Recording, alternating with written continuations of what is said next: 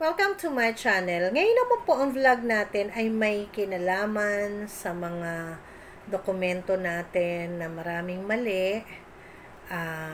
Actually, nagkaroon ako ng vlog dito na sana pagtuunan nyo to ng focus kapag kayo nagfa-file ng birth certificate, marriage contract, marriage license. Sana yung mga information, since galing naman sa inyo yung information na yung kayo naman yun, sana may konting pag-iingat. Pero yung vlog po natin ngayon, what if hindi mo nagawa yung pag-iingat? Nagkaroon pa rin ng pagkakamali. Okay, try natin, ha? Okay, pero ang pag-uusapan muna natin ngayon ay ang birth certificate. Okay, kasi ang dami rin nagtatanong, mali daw yung nasa birth certificate nila. Paano daw yung papalitan? Saan po ba yung papalitan? So, ang nakakainis lang, sa totoo lang, papalitan nila na sila po ay medyo matanda na rin. Tapos, kailangan na nilang ikasal, kailangan na nilang mag-abroad, dun pa lang nila aayusin.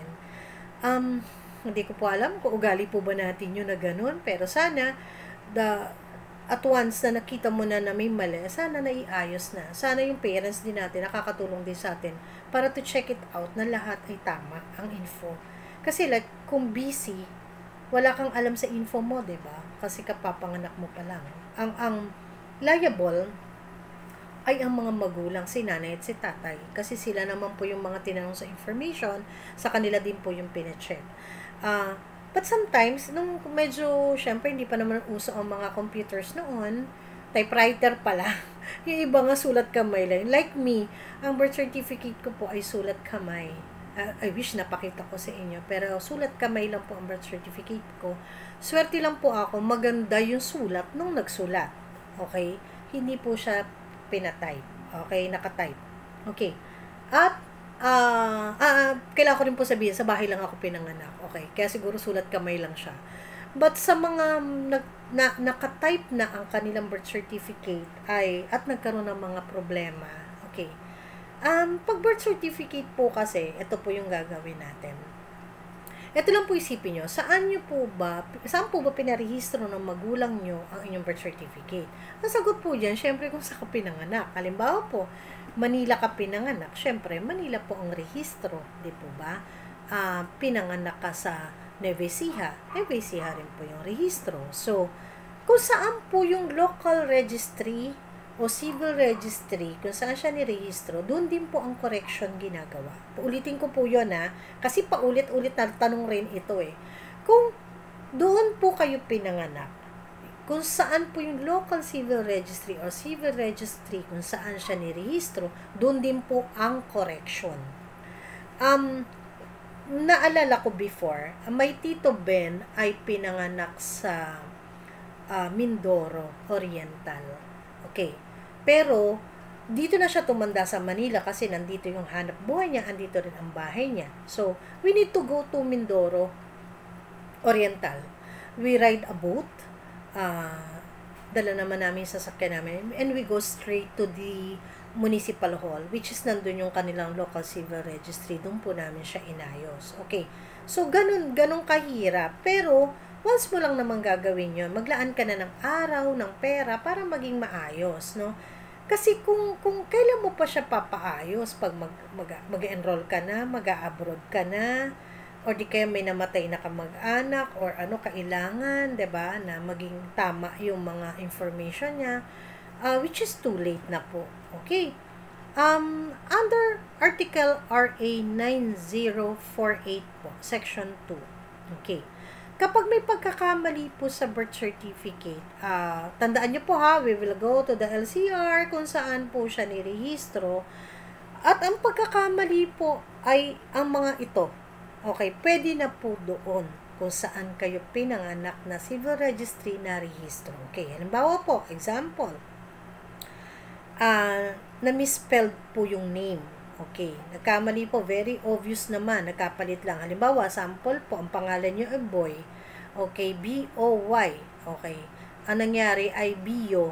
Okay, so halimbawa, sample lang po ito, na-misspelled. Okay, syempre po, hihinga naman po kayo ng mga karagdagang IDs, di po ba?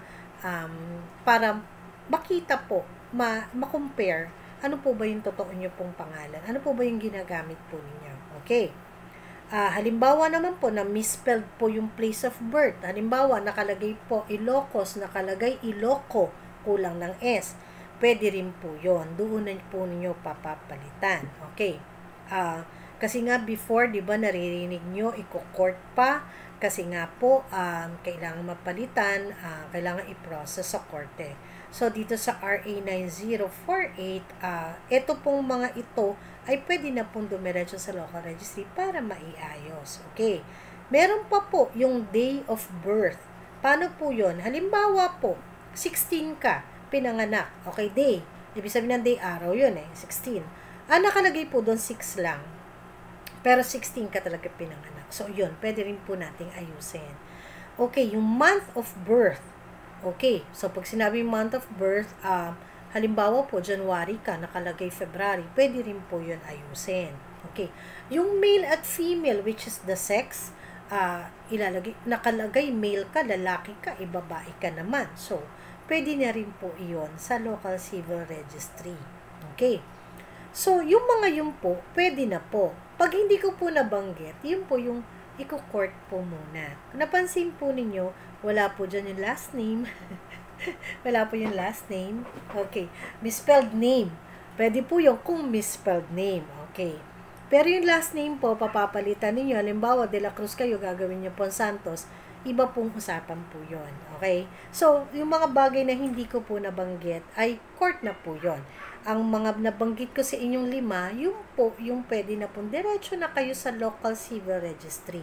Pero ito po, halimbawa po, pupunta kayo sa local civil registry, hindi naman po pwedeng katawan nyo lang po yung dadalhin nyo doon. Syempre po, magdala kayo ng marriage contract ng magulang nyo kung kailangan. Okay, minsan hinahanap pa nga po. Kasi minsan may inaayos po sa apelyido, wrong spelling po. Halimbawa po, inihingan pa po ng minsan ng birth certificate ng dalawang kapatid niya pa, bukod na sa marriage contract ng mother, at saka ng father niya. Alam niyo po, all valid IDs na kaya yung dalhin niyo po. So, kumbaga, wag po kayo pupunta doon, parang pupunta kayo sa gera, wala kayong kadala-dala. Kailangan, alamin niyo po. Actually, online naman na po lahat. Ano po yung mga requirements. Pwede niyo na pong basahin online. And then, dalhin niyo po yun on the day. Pero syempre po, may fee po ito. Masyado po bang mahal? Hindi naman po. Kayang-kaya niyo po yung fee. Magdala rin po kayo ng cash kung sakali may babayaran kayo. And of course, ano pa ba? Okay, eto na po, masyado po bang matagal bago namin makuha yung corrected copy? Mag-enroll na po yung anak ko, ay mag-a-abroad na po ako. Ticket na lang po yung inaantay ko. Okay, ganito po ang proseso. Si LCR po, ipaprocess po yan. Okay, so, after nga, within a week nga po, makakahingi na kayo ng certified true copy ng pinakorek po ninyo. Okay, after po nyan, within 15 days po, pupunta naman po yan sa PSA and give, ito lang kung binabanggit ito pa ulit-ulit, and give PSA another 15 days. So, parang total ng 1 month, okay na yan, marirelease na po yan ng PSA. Kung ganun po sila kabilis sa proseso, ha? Kasi hindi ko po alam, dito kasi sa QC, ganun po. I don't know with the provincial process. Okay. Sa PSA naman po, once naman na na-transmit naman po yung gagawin po nila yon para maging authenticated, the yellow copy, naalala nyo po na kapag kumukuha kayo yon. So, makaka-request naman po kayo.